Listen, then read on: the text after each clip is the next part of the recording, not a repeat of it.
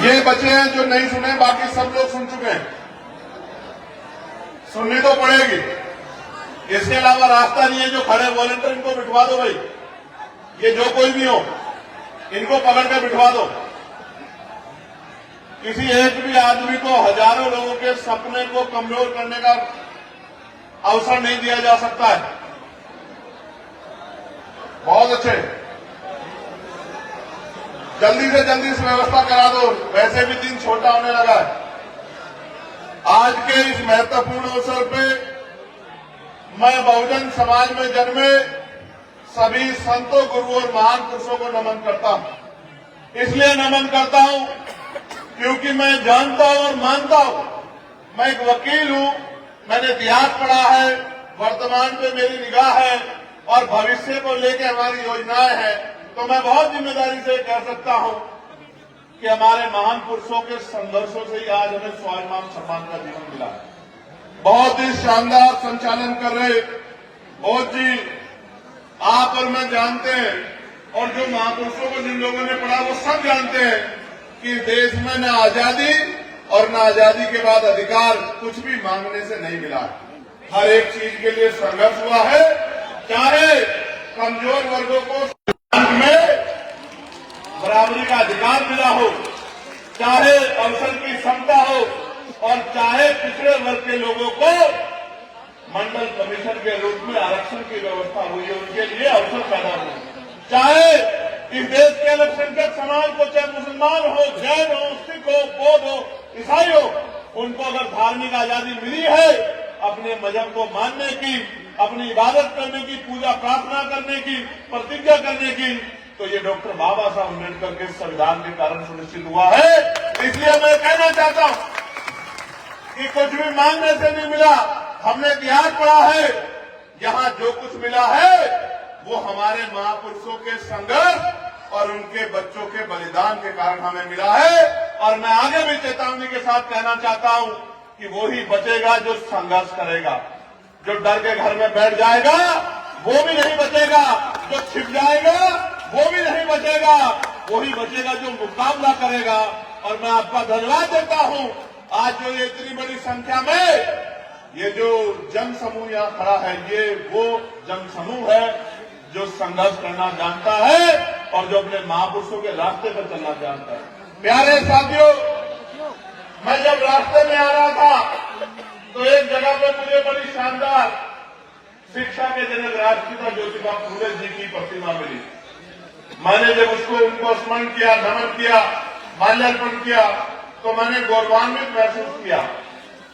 हालांकि एक बार इस अमरोहा का नाम बदलकर भी महापुरुषों के नाम पे रखा गया है, लेकिन उसके बाद जो सरकार आई थी उनको महापुरुषों से इतनी एलर्जी थी कि उन्होंने उस बदले हुए नाम को बदल के इस पूरे बहुजन समाज को अपमानित करने का काम किया। ये भी हमने अपनी आंखों से देखा है, ये भी किसी छिपा हुआ नहीं है, ये भी छिपा हुआ नहीं है। आज तो वोट लेने के लिए हर आदमी जब चुनाव आता है आपके बीच में आता है। ये जो माई मेरी यहां बैठी है, जब चुनाव आएगा तो आप देखना लाल, काला, पीला, गुलाबी, नारंगी, पता नहीं कौन कौन सा पटका पहन के लोग आपके बीच आएंगे, आपके पैर छुएंगे, आपका हाथ, बहुत जी खड़े होना, आपका हाथ ऐसे पकड़ेंगे और अपने सर पर रखवाएंगे, आपके पैर छुएंगे, आपके गले लगेंगे, आपके घर में बैठेंगे, नौटंकी करने के लिए कहेंगे पानी का एक गिलास ला दो, कहेंगे घर में कुछ खाने को है तो मुझे भूख लगी है, भाईचारा दिखाएंगे। और जिस दिन चुनाव खत्म हो जाएगा फिर अगले 5 साल आपको कभी दिखाई नहीं देंगे। इन 5 सालों में जब भी आपकी आंख में आंसू आएगा तो कोई ना कोई नीले पटके वाला आपके आंसू पूछने के लिए आएगा, आपके आवाज बनने के लिए आएगा, मेरी बात से आएगा। प्यारे साथियों, सम्मानित अभिभावकों, नौजवान योद्धाओं, माओ, बहनों, बच्चियों, छोटे बच्चों, यहां आज हमारी पार्टी के बहुत ही सम्मानित नेता भी मंच पर मौजूद हैं। भाई गोपाल जी, रमेश कुमार गंधर जी, भाई राजपाल जी, पिंटू प्रधान जी, बाबू सरावत जी, राजकुमार यादव जी, किशोर चंद जी, व्यास कुमार जी, जो जलालपुर से है, विशाल कुमार जी, लोकेश कुमार आर्य जी, सुरेश कुमार जी, अनिल कुमार जी, सुभाष चंद्र जी, मास्टर विक्रम सिंह जी, बाबू वीर सिंह जी, किशन स्वरूप जी, शिवचरण जी, वीर सिंह सिरसा जी, नानक चंद जी, मेहर चंद जी, इंद्रपाल सिंह जी, मुकुट सिंह जी, देवेंद्र बैसला जी, डीपी सिंह जी, शीशपाल जी, मनोज एडवोकेट जी, अजब सिंह जी, उस्मान जी, सचिन जी, छोटी बहन कनक भारती जी, सुबोध जी, इनके अलावा भी मेरे साथ चल के आए राष्ट्रीय कोर कमेटी के मेंबर अमित कसाना जी, सतपाल चौधरी जी, भाई आरिफ मलिक साहब, तमाम हमारे एडवोकेट साथी जिन्होंने मुझे रास्ते में रोक लिया अपनी बात को पूछने के लिए, जितने और सम्मानित नेतागण यहां बैठे हैं, भाई चांद बाबू, भाई और तमाम साथी, मैं सभी के नाम जानता हूं क्योंकि तमाम साथियों ने हमारे साथ काम किया है। लेकिन आज क्योंकि जो महत्वपूर्ण है उस पर चर्चा करनी है, तो मेरे नाम के साथ ही अपना नाम निशान सब लोग आप लोग जोड़ लो, प्रशांत जी और तमाम हमारे साथ। प्यारे बहुजन समाज के लोगों, महामानव तथागत बुद्ध ने कहा था, मृत्यु अटल सत्य है, जो पैदा हुआ है उसको जाना। और बाबा साहब अम्बेडकर ने भी कहा कि जीवन जीना कोई बड़ी बात नहीं है, बड़ी बात है कि आप स्वाभिमान सम्मान के साथ जिए या नहीं जिए। मैं आपका प्यार आशीर्वाद देखता हूं। कल हम लोग घाटमपुर में थे। घाटमपुर कानपुर नगर का क्षेत्र है, कानपुर जिले में आता। बहुत बड़ी संख्या में, हजारों की संख्या में माएं, बहनें, बड़े बुजुर्ग, नौजवान जुटे। गांव देहात में सभा हुई। सभा को देख के बहुत सारे लोग परेशान हुए, लेकिन जहां बहुत सारे लोग परेशान हुए वहां बहुत सारे लोगों के मन में प्यार, विश्वास, शक्ति भी पैदा हुई कि अब हम रुकने वाले नहीं, अब हमारी शक्ति बढ़ रही। पश्चिम के लोगों ने तो मुजफ्फरनगर में 26 नवंबर को संविधान दिवस के अवसर पर यह ऐलान करके बता दिया था कि अब हम रुकने वाले नहीं। लेकिन उधर भी कानपुर की तरफ भी, और अभी 29 तारीख को मैं आपको कह रहा हूं नजर रखना, 29 तारीख को सीतापुर हरदोई में भी आप मेरी बात को याद रखना, एक बहुत शानदार कार्यक्रम आपका होने जा रहा है। ये बात मैं आपको क्यों बता रहा हूं? जब चुनाव आएगा लोग चुनाव की तैयारी करने आए, अच्छी बात रहना चाहिए, लेकिन हमने तो एक साल पहले से ही 2025 के शुरुआत से ये तय कर लिया था कि उत्तर प्रदेश की सत्ता से भारतीय जनता पार्टी को उखाड़कर फेंकना है, क्योंकि ये सरकार गरीबों के लिए अच्छी नहीं है। ये सरकार 5 किलो राशन देकर लोगों के हक अधिकार को लूटना चाहती है। मैं आपको बताना चाहता हूं, ये जो 5 किलो राशन सरकार दे रही है, ये पैसा किसका है? ये पैसा आपका है, ये पैसा हमारा है, ये पैसा हमारी बहनों का है, इस मंच में बैठे नेताओं का है, गरीब जनता का है, कमजोर मजदूर का है। वो मजदूर जो सुबह मेहनत करता है, मजदूरी से पैसा कमाता है, टैक्स के रूप में लाखों रुपए सरकार को देता है, उन्हीं पैसों से बजट बनता है, बजट से योजनाएं बनती है, उन्हीं से एक योजना है जिनसे 5 किलो राशन मिलता है। मैं आपको बताना चाहता हूं, 1 मिलियन परिवार जो मध्यम वर्ग के परिवार है, वो भी कम से कम 5,000 रुपए का महीने में सामान खरीदता है। जब वो 5,000 रुपए का सामान खरीदता है, टैक्स इतने तरह के हैं कि लगभग 1250 रुपए सरकार के खाते में टैक्स के रूप में जाते हैं। 1250 रुपए लेके महीने में, और 200 रुपए का अनाज देके सरकार आपको बताना चाहती है कि सरकार आपके लिए कुछ कर रही है। मैं ये पूछना चाहता हूं सरकार से कि अगर आप जनता के लिए बहुत कुछ कर रही हो, तो फिर जनता के चेहरों पे खुशहाली क्यों नहीं? आज भी 75 साल बाद आजादी के लोगों के पास पक्के मकान क्यों नहीं है? आपको प्रधानमंत्री आवास योजना की चलानी पड़ रही है। आज भी 75 साल बाद नौजवान सड़कों पे बेरोजगार घूम रहा है। इस सरकार की कोई भर्ती ऐसी नहीं है जिसमें घोटाला ना। नौजवानों के भविष्य को लूटने वाली ये सरकार, जिस सरकार में अभी लेखपाल भर्ती आई तो पिछड़े वर्ग के लोगों के पद लूटने का काम इस सरकार ने किया, आरक्षण का घोटाला करने का काम किया। और सिर्फ घोटाला नहीं करती, जब घोटाला पकड़ा जाता है तो ये सरकार कहती है कि हमसे गलती हो गई है। आप कैसे सरकार चलाने वाले हो? आपसे हर भर्ती में गलती हो जाती है, पुलिस की भर्ती में गलती हो जाती है, दरोगा की भर्ती में गलती हो जाती है, 69,000 शिक्षक भर्ती में गलती हो जाती है। नहीं, गलती नहीं होती।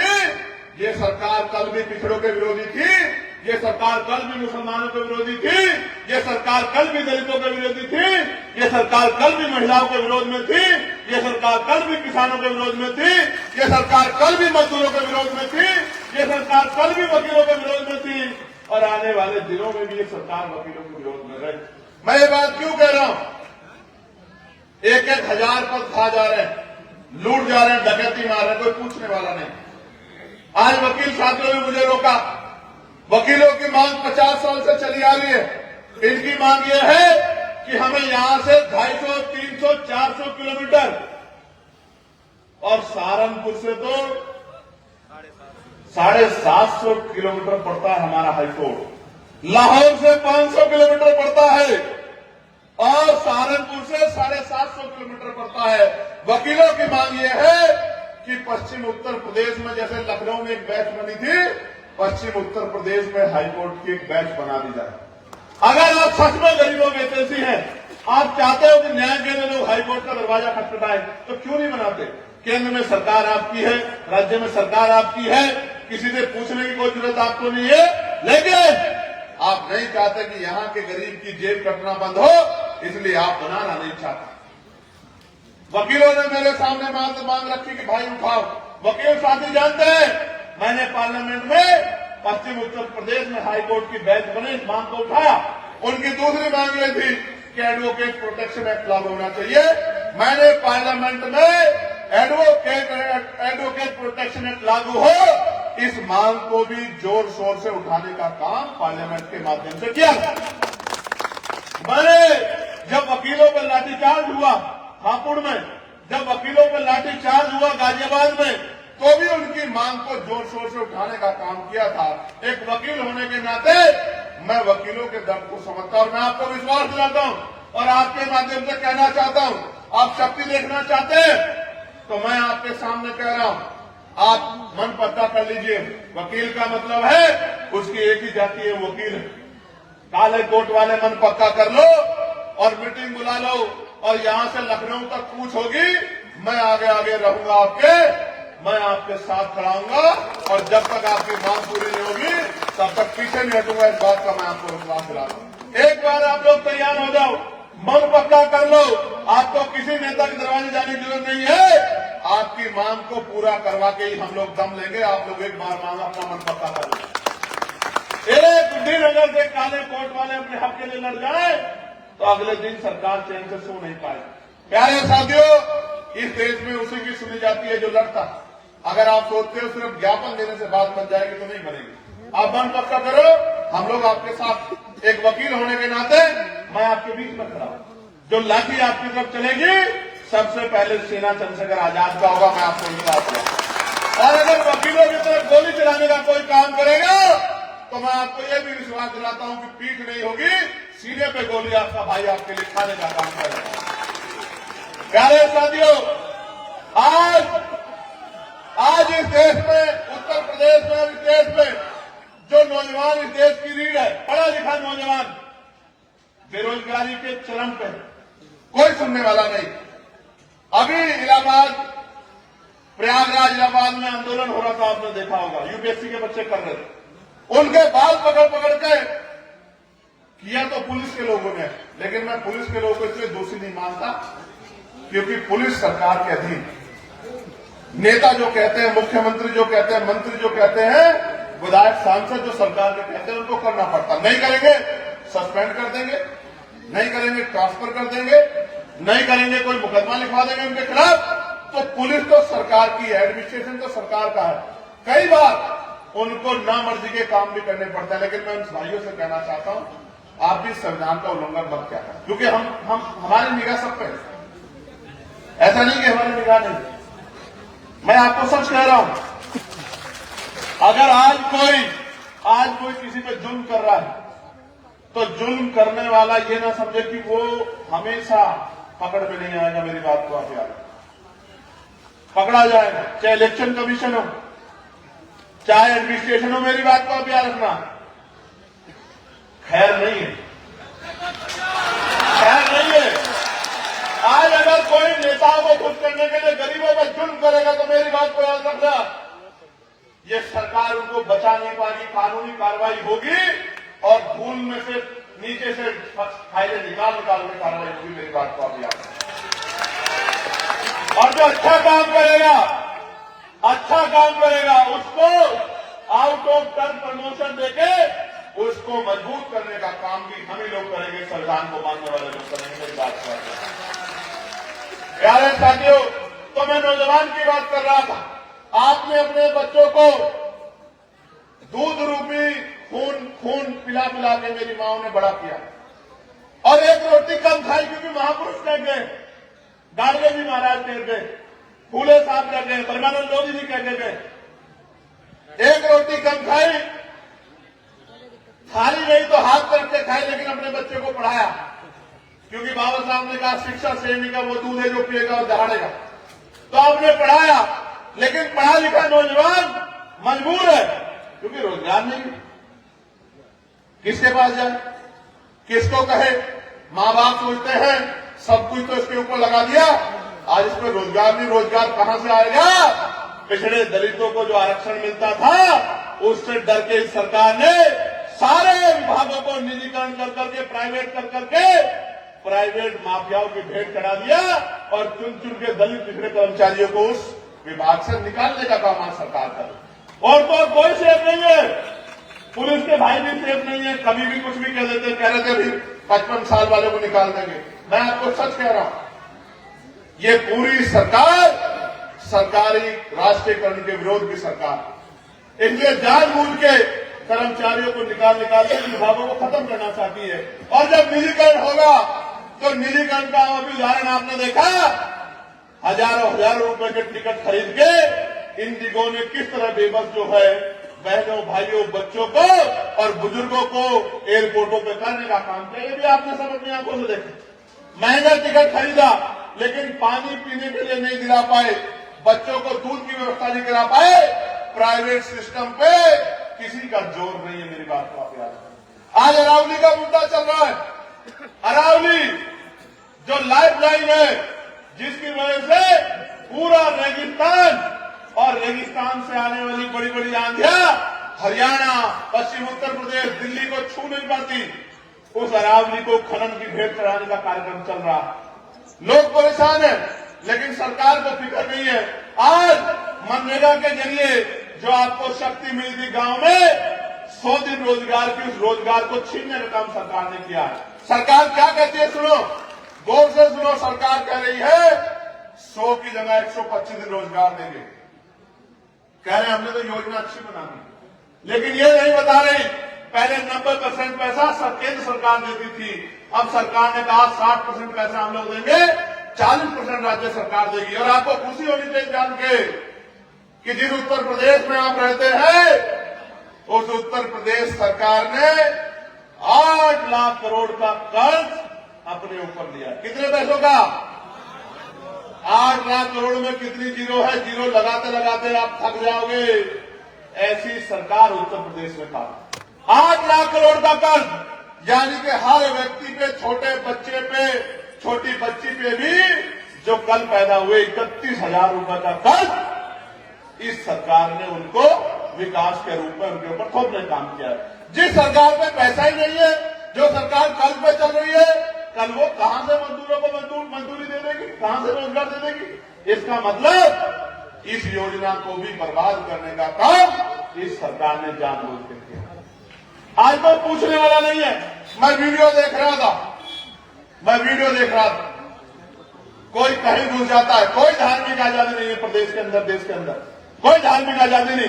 कोई मस्जिद में घुस जाता है, कोई गुरुद्वारे में घुस जाता है, कोई गिरजाघर में घुस जाता है और जाके उसको कहता है धर्मांतरण बंद करो, ये बंद करो, वो बंद करो। ऐसी ठेकेदारी सरकार ने लोगों को दे दी है कि लोगों को जाके पीट के मारने काम कर रहे, कोई दाढ़ी के नाम पे, कोई टोपी के नाम पे, पशु के नाम पे, और कोई कार्रवाई नहीं हो रही है। उसके विपरीत अगर आप उनसे ही सवाल कर लोगे तो उल्टी आपके खिलाफ कार्रवाई हो जाए। ये हाल हो गया। आप जानते हो ये सरकार अभी कह रही थी कि हम बाबा साहब की मूर्ति का प्रोटेक्शन करेंगे, लेकिन प्रोटेक्शन की बात कहने वाली सरकार ये नहीं कहती कि हम अपनी विचारधारा के लोगों को समझाने का काम करेंगे कि बाबा साहब अम्बेडकर की मूर्ति तोड़ना बंद कर दो। ये बात सरकार नहीं करती। और कितनी देती आपको मैं बताता हूं। बाबा साहब अम्बेडकर की जयंती पे जिन गांव में पहले शोभा यात्रा नहीं थी, कार्यक्रम नहीं होते थे, आज अगर वो कार्यक्रम करना चाहे तो परमिशन नहीं मिलती। आप सब लोग जानते हो इस बात को। मिलती है क्या बताओ? मिलती है क्या? जिस गांव में लोग आर्थिक रूप से कमजोर थे, कम पढ़े लिखे थे, आज पढ़ लिख के तैयार हो गए हैं और बाबा साहब का सम्मान करना चाहते हैं, गुरु रविदास जी का सम्मान करना चाहते हैं, गुरु कबीर जी का सम्मान करना चाहते हैं, राष्ट्रपिता ज्योतिबा फुले की जयंती मनाना चाहते हैं, परमिशन नहीं मिलेगी। क्यों? इन महापुरुषों से आप डरते क्यों? मैं आपको बताना चाहता हूं, बड़े हालात खराब है। अब तो नकली दवाइयों के जरिए 100 बच्चे की जान लेने का काम ये सरकार कर रही है। आपके सब सामने है। जिन बच्चों को आप अपना भविष्य मानते हो, वो नकली भ्रष्टाचार की दवाइयों के भेंट करने काम हो रहा है। आप इस क्षेत्र में लंबे समय से काम कर रहे हो। मेरे सामने मुझे मेरे बहुत से नौजवान नेता दिखाई दे रहे हैं, वो जो आज वॉलंटियर काम कर रहे हैं। मैं आपका धन्यवाद करता हूं, लेकिन आप ये समझ लो, आपकी जिम्मेदारी सिर्फ आज के कार्यक्रम को वॉलंटियर करने की नहीं, आपकी जिम्मेदारी घर घर जाकर लोगों को जगाने की, लोगों को समझाने की, लोगों को बताने की कि किस तरह से हम लोग ताकतवर बन सकते हैं। आपने इसी मंडल में बिजनौर जिले के नगीना में जाके मेहनत करके उस वोट को तैयार करने का काम किया, तो आपके हिस्से में क्या आया? आपके हिस्से में यह आया कि अगर आज आपकी तरफ कोई आज लाठी उठती है तो पार्लियामेंट में उसके खिलाफ आवाज उठती है। ये आपके हिस्से में आने का काम है। आपके हिस्से में क्या आया? जब आपके अधिकारों पे कहीं सरकार का बुलडोजर चलता है तो आपके पक्ष में और सरकार के खिलाफ पार्लियामेंट में एक आवाज गूंजने का काम होती है। यह कैसे संभव हुआ? जब आपने वोट देकर ताकत बनाने का काम किया। मैं आपसे अपील करने आया, कब तक लुटते रहोगे? कब तक पिटते रहोगे? कब तक सताए जाते रहोगे? अब समय आ गया है कि आपको अपने पैरों पे खड़े होने के बारे में सोचना चाहिए।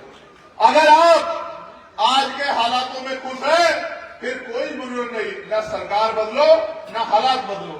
और अगर आपके आज के हालातों में खुश नहीं हो तो फिर हालात बदलने के लिए सरकार। एक बार जब आप हालात बदलने के लिए घर से निकलोगे, सरकार बदलोगे, भाईचारा बनाओगे, तो मैं आपको लिख के देता हूं कि किसी मां बहन को अपना घर चलाने के लिए किसी के आगे हाथ नहीं फैलाना पड़ेगा। उस मां को, उस बहन को घर पे रोजगार पहुंचाने का, रोजगार दिलाने का, सम्मान का जीवन दिलाने का काम आजाद समाज पार्टी काशीराम करेगी। मेरी बात को आप याद रखें। अपनी बच्चियों के लिए, अपनी बहनों के लिए, पढ़ी लिखी बहनों को रोजगार, और जो नहीं पढ़ी है, पढ़ रही है, उनके लिए अच्छे स्कूल, कॉलेज, यूनिवर्सिटी बनाने का काम आजाद समाज पार्टी काशीराम करेगी। हमारे नौजवान भाइयों के लिए रोजगार की व्यवस्था, लोन की व्यवस्था, प्राइवेट सेक्टर में आप जानते हैं, मैं बिल लेके आया पार्लियामेंट में कि निजी क्षेत्रों में SC, ST, OBC के बच्चों को रिजर्वेशन मिलना चाहिए, नौकरी रोजगार मिलना चाहिए। मैं पार्लियामेंट में आवाज उठाता रहा कि SC, ST, OBC के कर्मचारियों को प्रमोशन में मिलना चाहिए। मैं पार्लियामेंट में लड़ता रहा कि पुरानी पेंशन बहाल होनी चाहिए, लेकिन ऐसी सरकार है, दोनों कानों पे हाथ रख के बैठी है कि इस सरकार को कुछ सुनता नहीं है। और भगत सिंह जी ने कहा था, बहरों को सुनाने के लिए धमाकों की जरूरत पड़ती है, और लोकतंत्र में धमाका इतनी शालीनता से होता है, इतने चुपके से होता है, पर्दों के बीच में होता है कि जब नगीना में वो धमाका हुआ था तो EVM का बटन नीला हो गया था। आपको मेरी बात को याद रखना है। लोकतंत्र में धमाके गोरों से नहीं होते, लोकतंत्र में धमाके बटन दबाने से होते हैं, बटन दबाने से। जहां आप आजाद समाज पार्टी का बटन दबाओगे, ये गुंडे प्रदेश छोड़ के दूसरे प्रदेशों की तरफ भाग जाएंगे। मेरी बात को आप याद रखें। ये तभी संभव होगा जब आप अपने बच्चों की परवाह करोगे। आप याद करो बाबा साहब, याद करो।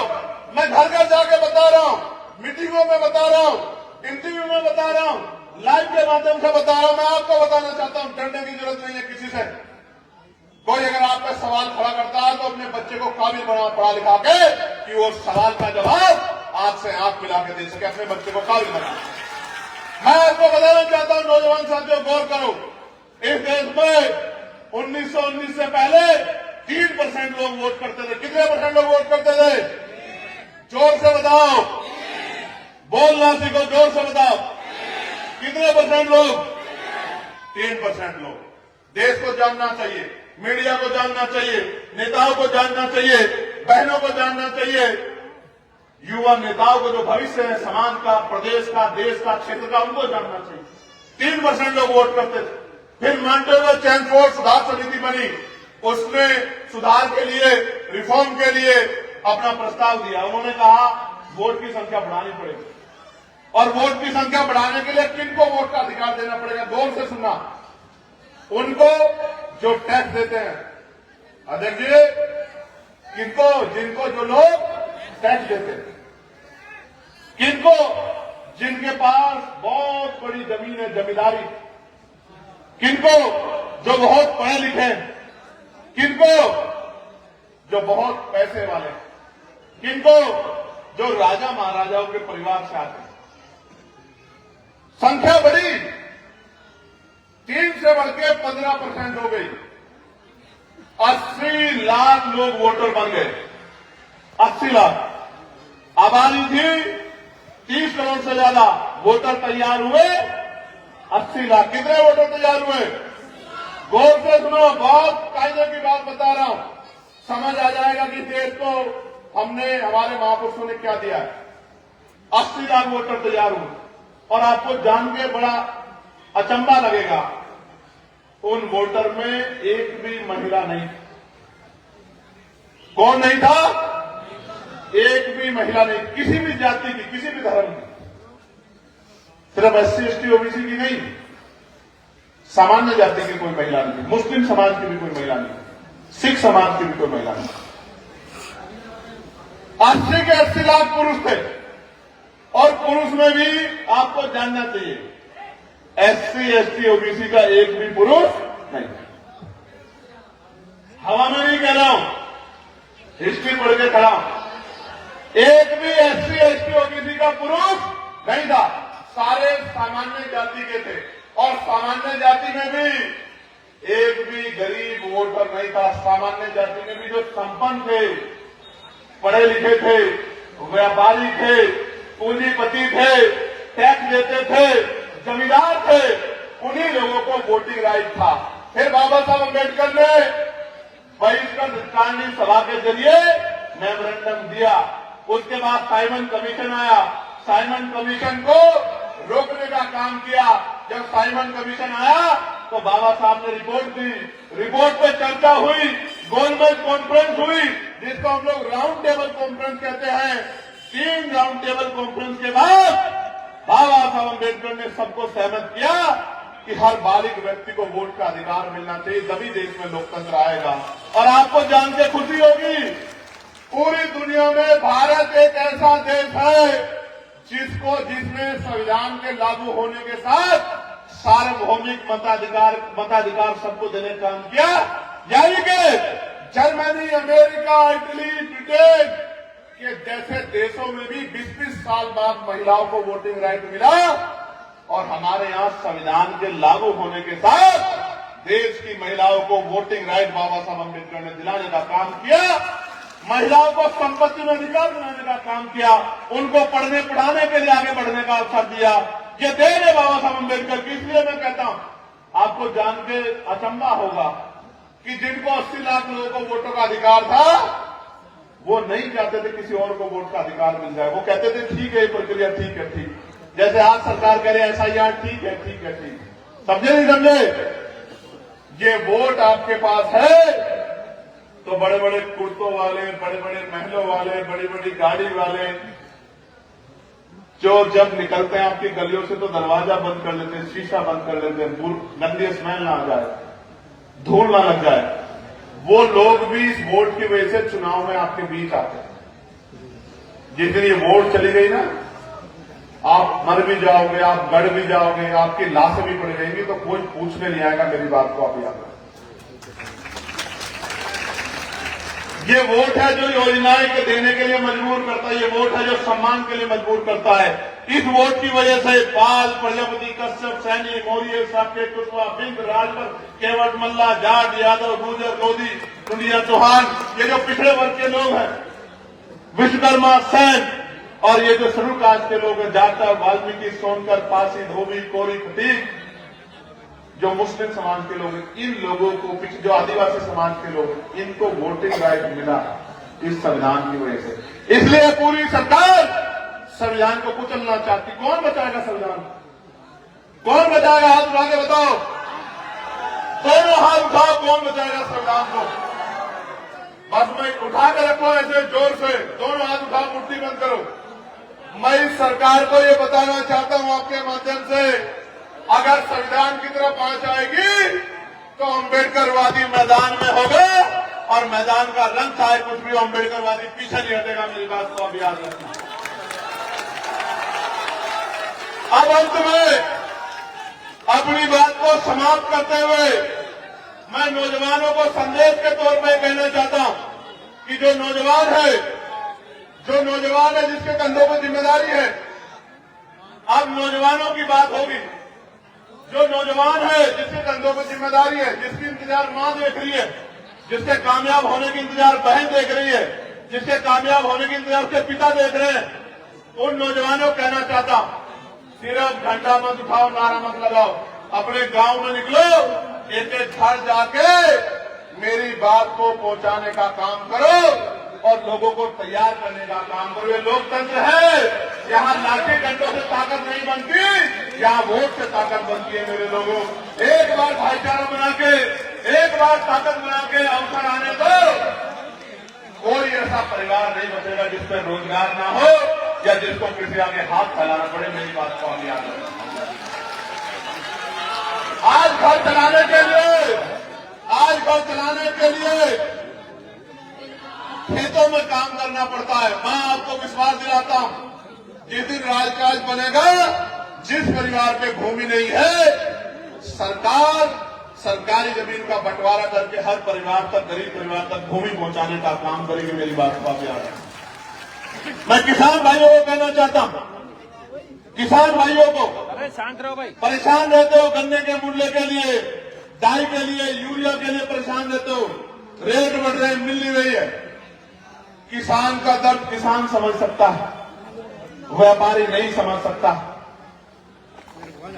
इसलिए आपसे कह रहा हूं, किसान भाइयों को एक बार किसानों के साथ खड़ा होना चाहिए और फिर ये देखना चाहिए किसान किसी दफ्तर में फाइल लेकर नहीं खड़ेगा। मेरी बात को आप याद रखें। गन्ने का दाम भी मिलेगा और हर फसल पे एमएसपी की गारंटी भी मिलेगी। ऐसा नहीं पैसा नहीं है देश में, ऐसा नहीं पैसा नहीं है प्रदेश में, वो पैसा नेताओं की तिजोरियों में बंद है। एक मौका तो सबकी जांच करा के वो पैसा गरीबों में बांटने का काम किया जाएगा। मेरी बात को आप याद रखें। मैं फिर कह रहा हूं, कल ही मैंने यूट्यूब पे खबर देखी, गौर से सुनो। एक कर्नल साहब पकड़े गए। कर्नल साहब, देश की सेना को सलूट करते हैं हम लोग, देश की सेना पे हमें गर्व है, भारतीय सेना और सैनिक बलों के सम्मान में हम लोग, और जब तक जीवन रहेगा, क्योंकि बाबा साहब ने कहा था हम प्रथम और से भारतीय, हमारा खून का खतरा खतरा सेना के सम्मान में रहेगा। लेकिन एक कर्नल साहब कल पकड़े गए, कितने करोड़ रुपए नकद बरामद हुए, कहां से आए पैसे, क्या किया आपने ऐसा, किसको लाभ पहुंचाया, कितने करोड़ रुपए आपके घर में नकद पहुंच गए, कोई पूछने वाला देश के अंदर नहीं, कोई पूछने वाला देश के अंदर नहीं। इसलिए कह रहा हूं, मैं तो पुलिस के भाइयों के लिए लड़ता हूं कि उनकी 8 घंटे की ड्यूटी होनी चाहिए, उनको सप्ताह में 1 दिन छुट्टी मिलनी चाहिए, उनकी वेतन विषमता दूर होनी चाहिए, बॉर्डर स्कीम खत्म होनी चाहिए, और जिस दिन हम पे मौका मिलेगा हम लोग करके दिखाएंगे। मेरी बात को आप याद रखें। मैं तो होमगार्ड भाइयों के लिए पीआरडी के जवानों के लिए, आशा बहनों के लिए, आंगनबाड़ी बहनों के लिए, भोजन माताओं के लिए, पंचायत सहायकों के लिए, रोजगार सेवकों के लिए, अनुदेशकों के लिए, शिक्षा मित्रों के लिए, पुराने कर्मचारी पेंशनों के लिए, उनकी नए कर्मचारियों की पेंशन के लिए लड़ता। मैं तो आपसे कह रहा हूं, एक मौका आपको आजाद समाज पार्टी को देना चाहिए। अगर अपने आंसू पोंछने, अपनी हालात बदलने हैं, तो फिर आजाद समाज पार्टी के साथ खड़े हो जाओ।